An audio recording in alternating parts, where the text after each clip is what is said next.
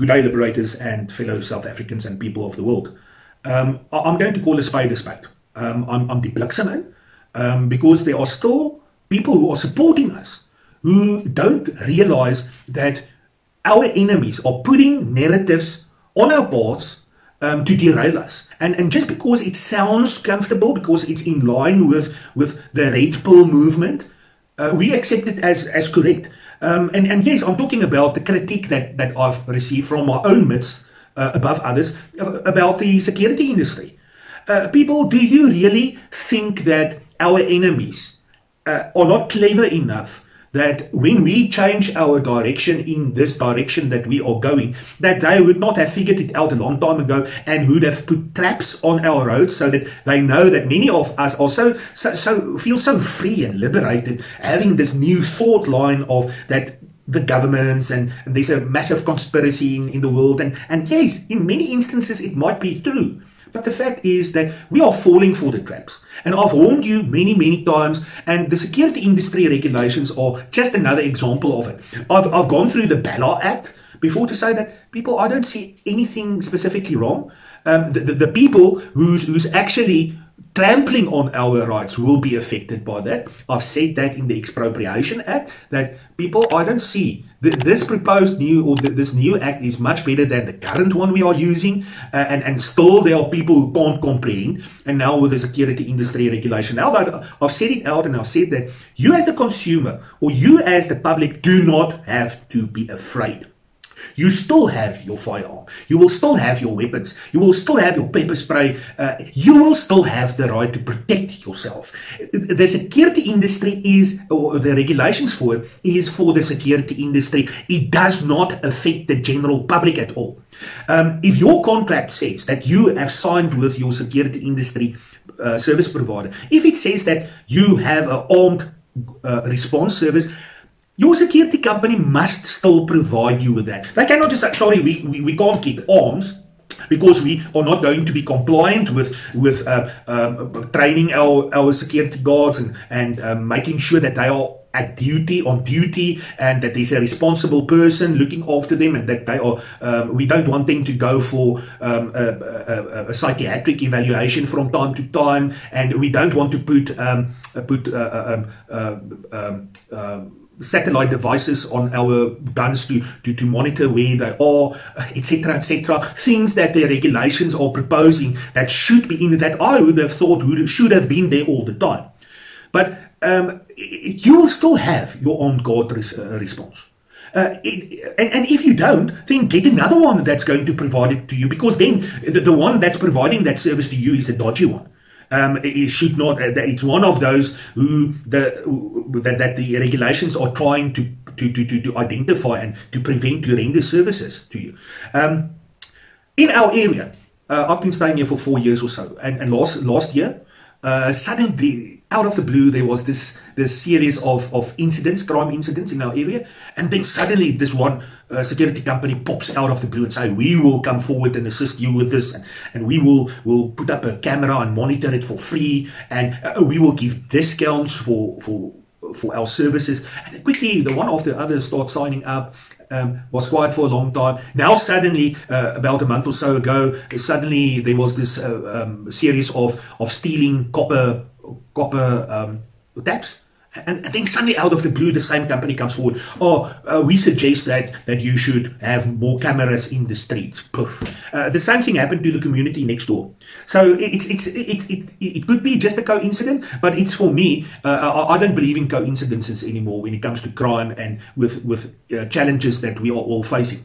I believe that security companies, many of them, and I don't generalize, I'm saying many of them are there for the crime. Because if your work is crime and you make money out of preventing and combating crime, you will obviously not stop crime. Why do the crime rate in South Africa increase tremendously each and every year and not decrease as there are more and more security officers and businesses? Because the security industry does not have any impact on the number of crime at the end of the day, because they are not only serving a customer individually at a time, not there to protect all of us. That's the responsibility of the police and the South African National Defence Force. So if you are thinking that we are being disarmed because our security companies are being disarmed, I don't know what you've missed all this time.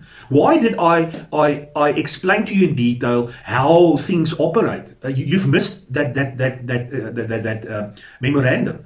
You have to go back and let's discuss.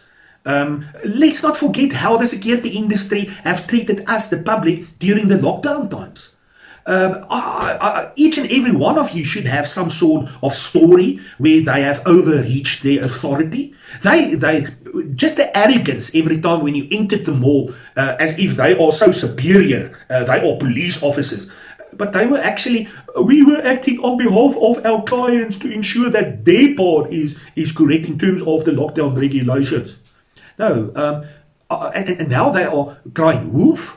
And now they want us, and they got to so many of us. Mr. Martin Hood I now have been informed that, oh no, it was not only meant for the security industry, because Mr. Martin Hood, the attorney who's acting on behalf of the security industry, has gone on viral on other platforms too, and he has warned everyone that, oh, this is a violation of your rights.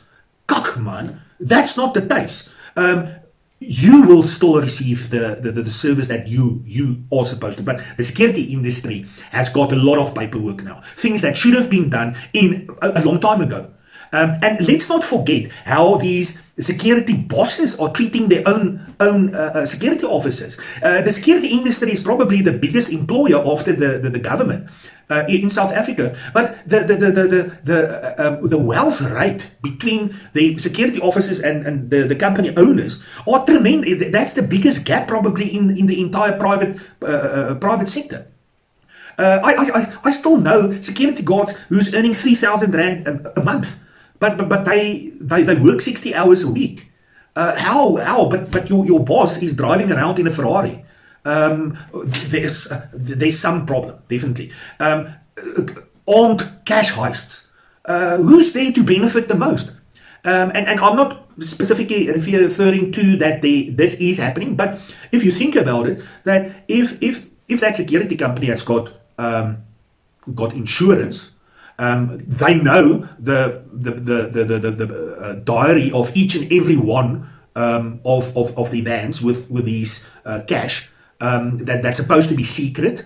Only those who plan those trips for them are the ones who will know that at that time this truck with so much money will be on this trip, and then there's these guys heavily armed. Where do they get the firearms? Most probably from the industry, the security industry itself. Most probably they have been trained by the security industry themselves. So, yes, take the money, you've got the cash, and then the insurance will pay out. Security industry thrive on crime. When you phone them to say, please come and assist me, sir, sorry, you are not on our system, so please phone the police. When you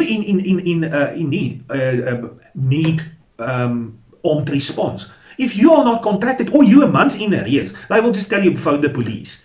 They're not just going to come to your rescue. As long as you've got a contract with them, they will serve you. But they've got no whatsoever impact on disarming the public if it only pertains to their industry. Your contract will still have to be complied with, or else you go and get another service provider for security services. Very simple, easy. So people, I reiterate, and I'm willing to, Mr. Martin Hood, I'm challenging you in public to a debate about this issue. And I want you to please take me out with your arguments that this is a process whereby we are being disarmed as the people. Shucks, I can still walk into a mall with my firearm because that will not affect me, sir. That I will still have my pepper spray in my handbag for the women when I walk into a mall. It's not going to affect them, but it's going to affect your clients, Mr. Hood. So please don't make your industry problem our people's problem. And sir, Why do you have a problem with the fact that you need to get permission 7 days before a protest to use water cannons and tasers and rubber bullets and stuff?